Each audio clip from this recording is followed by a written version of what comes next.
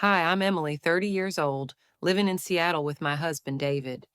We were over the moon waiting for our first baby, Lily. I was 8 months pregnant, feeling her little kicks every day. David and I worked hard to get ready for her. I'm a teacher and he's a nurse, picking up extra shifts to save up. For 2 years, we skipped dinners out, fancy trips, anything extra. We saved $150,000 for Lily's hospital bills and care. That money wasn't just dollars, it was our peace of mind, knowing we could keep her safe no matter what.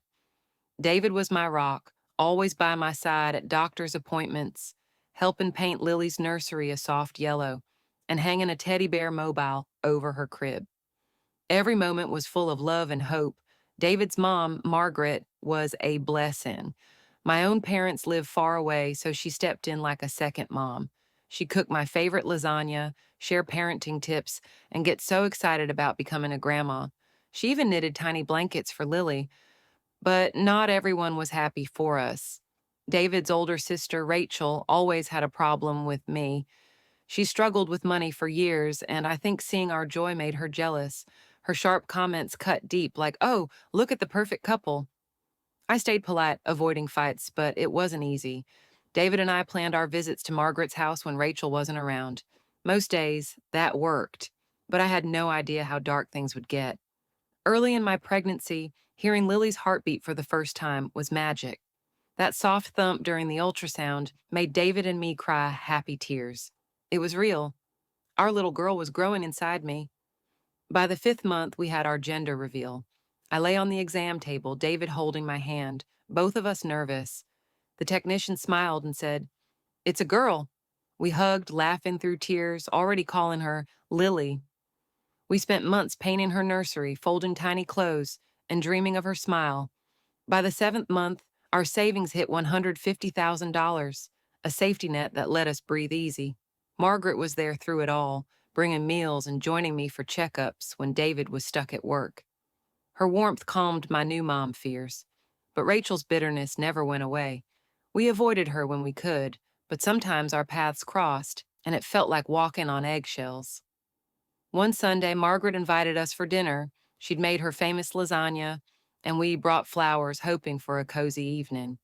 But when we walked in, my heart sank. Rachel was at the table, her eyes cold as she looked at me. "Well, look at the glowing mom to be," she said, her voice dripping with sarcasm. I forced a smile. "Hi, Rachel," I said softly. David stepped in, his tone firm. "Rachel, enough. Let's just eat." Margaret tried to keep things light, chatting about the nursery and baby names, but Rachel's eye rolls and sharp sighs made the air heavy. I told myself it was just a few hours. We'd be back in our happy bubble soon. A few days later, David had a long shift at the hospital, so I went to Margaret's alone. She'd been collecting baby supplies, bottles, blankets, onesies, and wanted my help sorting them. Her house smelled like fresh-baked cookies, and she greeted me with a big hug. "Come in, Emily, I made your favorite," she said, leading me to the kitchen. We laughed, folding tiny clothes and talking about Lily's arrival. It felt so warm, so safe. Then the front door opened. My stomach dropped. Rachel walked in, barely glancing at me. "Oh, it's you," she said, her voice flat. "Didn't know you'd be here."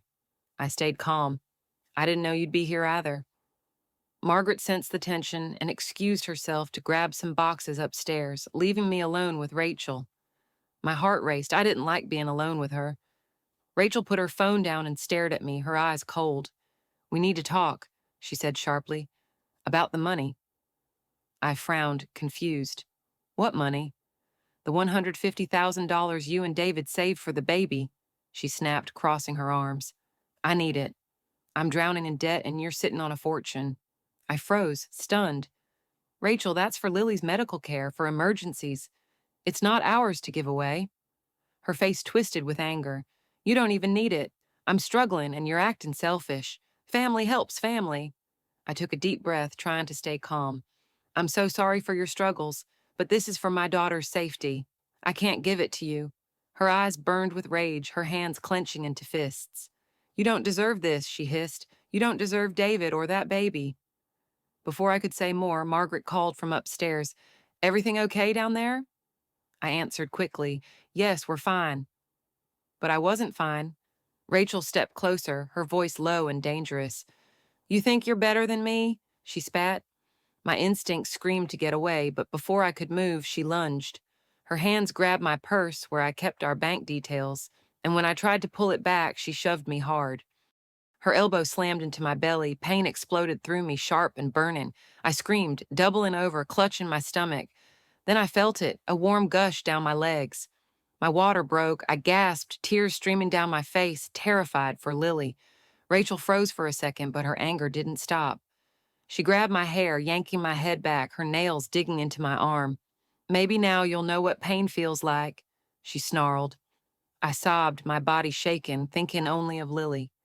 Suddenly, Margaret's voice roared from the hallway. Rachel, stop! She ran toward us, her face pale with shock. Without hesitating, she pulled Rachel away and slapped her hard across the face. What's wrong with you? Margaret screamed. She's pregnant. Rachel stumbled back, stunned. Margaret grabbed her phone, her hands trembling. Emily, stay with me. I'm calling David and 911. Everything became a blur. David arrived, his face white as he rushed to my side. I'm here, Emily, he whispered, gripping my hand. Paramedics lifted me onto a stretcher, and I could barely breathe through the pain. Police stormed in, and an officer, calm but firm, handcuffed Rachel. You're under arrest for assault, he said. You have the right to remain silent. Rachel tried to argue, but Margaret cut her off. You did this, Rachel. You'll face the consequences. As the ambulance sped away, David held my hand, whispering, Lily's going to be okay. Just hold on. Margaret stayed behind, handing over security footage from her living room that caught the whole attack. The ambulance ride was chaos, flashing lights, beeping machines, and pain pulsing through me. I focused on Lily, praying she'd be okay. At the hospital, doctors and nurses were waiting. Emergency C-section, 34 weeks, one shouted as they wheeled me in. David's hand slipped from mine as they prepped me for surgery. I whispered, Save our Lily, before the anesthesia took over. Hours later, I woke up groggy, my body sore. My hands reached for my stomach, empty now. Panic hit me. Lily, I croaked. A nurse smiled gently. She's in the NICU, stable. She's a fighter. Tears of relief poured down my face. David walked in, exhausted but smiling.